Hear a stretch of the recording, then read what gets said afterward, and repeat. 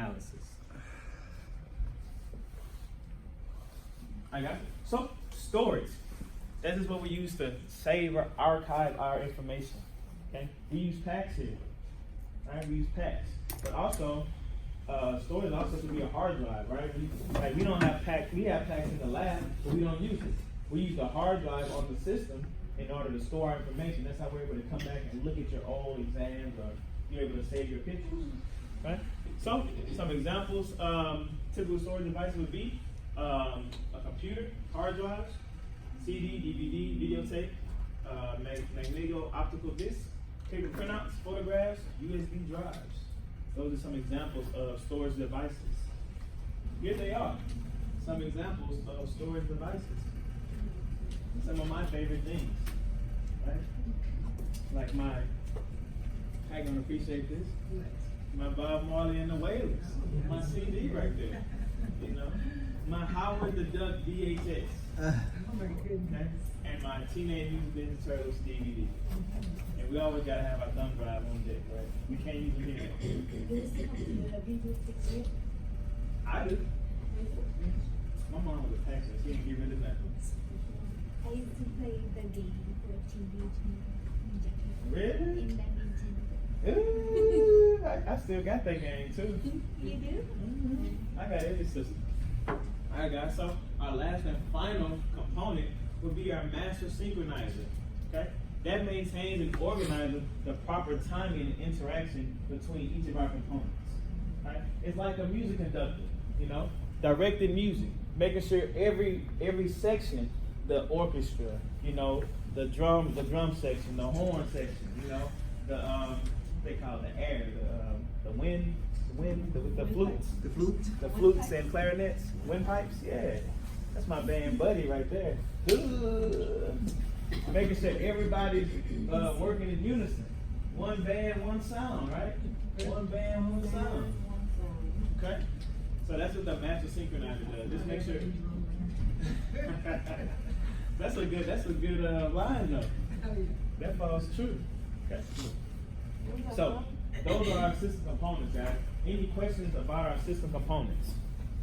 Of course we don't have questions, but please write some down, think of them over the time before I see you again. All right, so now, again, this chapter right here, guys, focuses on the pulsar, the beamformer, and what else? The receiver. The receiver, that's what post-echo instrumentation is about. Telling us how the pulsar, beamformer, and receiver function, how they work. What are their different parts? Okay. First up is the pulsar. When does the pulsar function? Transmission. During transmission, right? During transmission, it helps generate our beam. What does the pulsar determine? PRP, PRF. And amplitude. PRP, PRF, and amplitude. It determines those things. PRP, PRF, and amplitude. Okay. So, the pulsar, guys, it creates electrical signals that excite the PZT crystals and create sound beams. Okay? It functions during transmission only. The pulsar is creating our pulses. We only care about pulses during transmission. Think of our PRP, right? Our on time is our pulse, right? Okay? So we only care about the pulsar during transmission.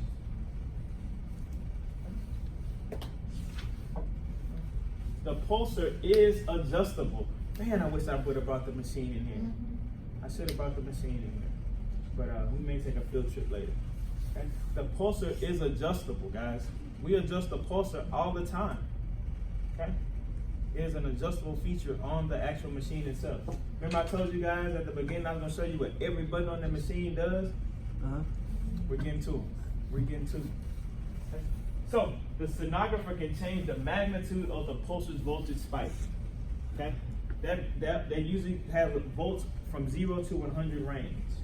Okay? This in turn changes the brightness of the image. Okay? The transducer output, remember when I showed you guys our output power button?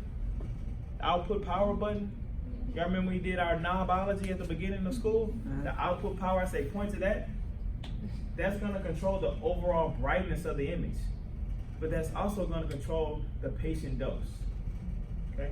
So if I increase my transducer output, if I increase that output button, it's just, all it's doing is making my signals more stronger that travel into the body.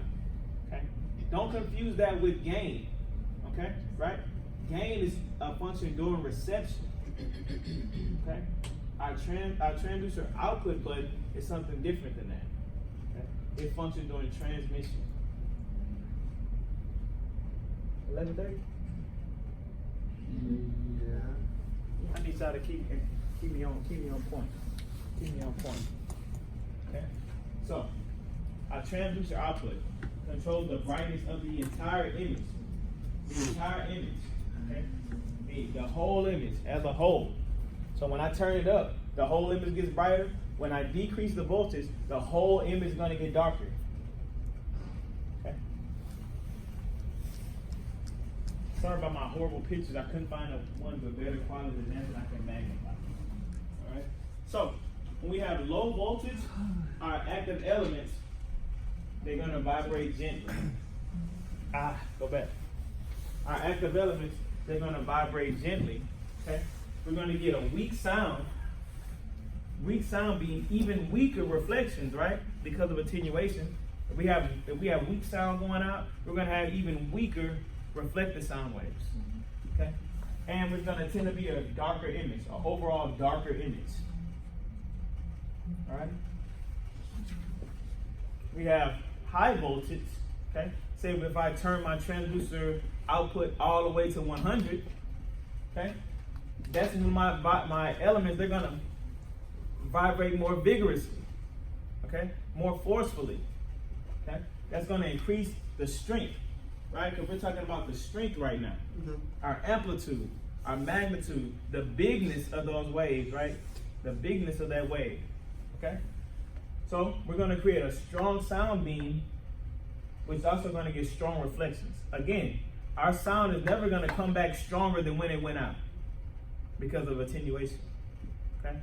It's just in comparison to low voltage, we're going to have strong beams, strong reflections, okay? And we're also going to have a much brighter image overall. Our whole image is going to be brighter. Okay? What function do we use to change our brightness at different depths? TGC. TGCs, right? That exactly. I said that for a reason. TGCs is a receiver function. It's not going to change our image overall brightness. Okay? The transducer output, that's going to change the overall brightness of the image. The whole image is going to be brighter, or it's going to be less bright. Okay? Just like the gain, but not to be confused with that. Yeah. Just like the gain, but not to be confused with that. Again, our transducer output affects how many pulses are going into the body, right? It affects our PRF. Okay. Yes, you said the TGC just in the reflection. No, the TGC just affects the brightness at different depths. Yeah. I said that because transducer output affects brightness and the entire image. The whole image is going to be brighter. See how our whole image is brighter from this one to this one? Because now we have a higher voltage, meaning that we've increased the magnitude or the strength of the sound going into the transducer. Okay? The strength of those electrical signals going into the transducer, which is why the units are in voltage, right? Because volts have to do with electricity, correct? Yeah. So it's through transmission? No. The TGC? DC receiver. That's the receiver function. That's a receiver function. No, how increase the voltage and decrease with the ultrasound system? How? With the transducer output. With the transducer output. That's how you do it. It is. Speaking of the devil.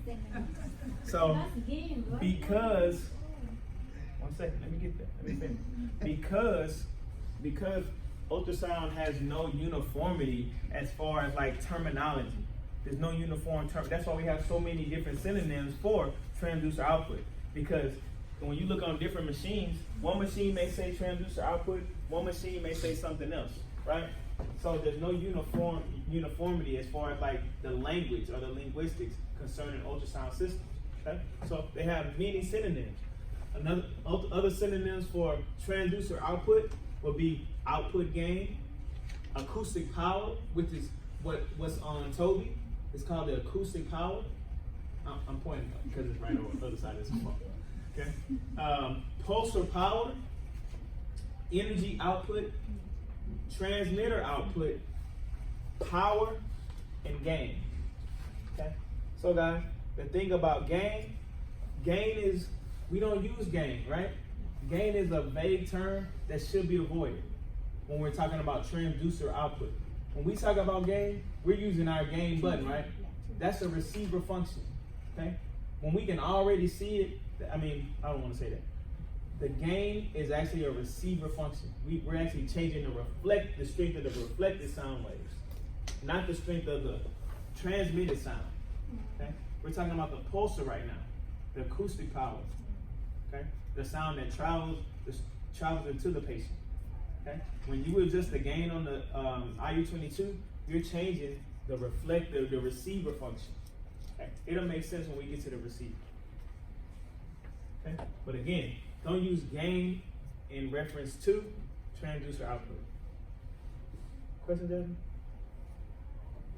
Okay, so these two measurements, thermal index and mechanical index, are used to standardize transducer output. Because again, there's no terminology there's no mandatory terminology. So instead they use thermal index, mechanical index to determine the strength of the transducer output. Okay? We're going to elaborate on those when we're talking about contrast agents in about 3 chapters from now. Okay? Harmonics and contrast agents. Okay? But these two measurements, these are what are used to standardize transducer output. Okay? So no matter what ultrasound system, they're always going to have a mechanical index and a thermal index. Mechanical meaning how much heat is being, how much power is being produced. Thermal index meaning how much cavitation or heat is going into the tissues. Thermal meaning heat. Okay? Because that's what ultrasound does, right? It causes the body to heat up. Correct? When it travels into the body. Remember, that's one of them when we talk about therapeutic ultrasound. That's exactly what it's doing. It's heating up those tissues for healing, right? Mm-hmm. Okay. So, of course, guys, you have to know all these synonyms. Transducer output. Including gain, No. You have to know gain, but we don't like to use it. We don't want to use gain because I don't want you guys to get confused because we use gain as a totally different term, right? Yeah. When I say increase your gain, I'm not telling you to increase transducer output, acoustic power. I'm telling you to increase the receiver function. So, the effects the transducer output has on an image is that it modifies the transducer output, all transmitted pulses, as a result, all of the reflections. Okay? So if I turn my transducer, my output power up, now my signal going to the patient is going to be stronger, and because of that, now my reflected signals are going to be stronger. Just like I said earlier, when I turn up the voltage, that means my PZT, they're shaking more vigorously, they're shaking more forcefully, creating stronger sound beams. Okay. And that also changes the brightness of the entire image. Okay. So pretty much, as long as the image looks good, it's optimal. You know, when the lower pulsar voltages are desired to minimize patient exposure and bioeffects. Bioeffects are what, guys? How sound waves affect the human body, affect human tissues, right?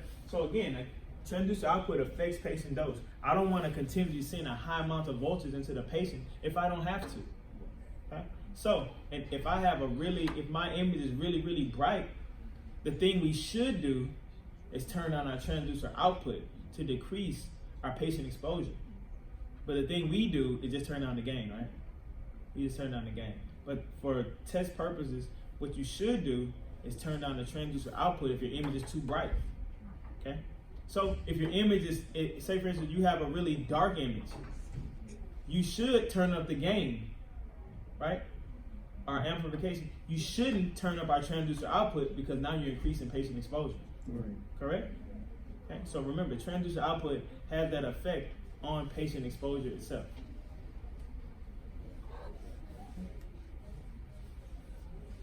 Guys, remember, extremely important. Output power alone cannot make an image a uniform brightness from top to bottom. Right? Because it's gonna, when we turn our output power, it's gonna affect the entire image as a whole.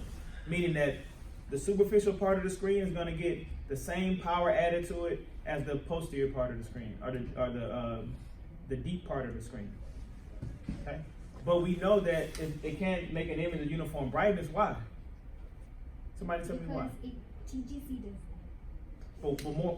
But why is that? Not TGC does can do that, but why can't it affect the image from uniform, make it of uniform brightness?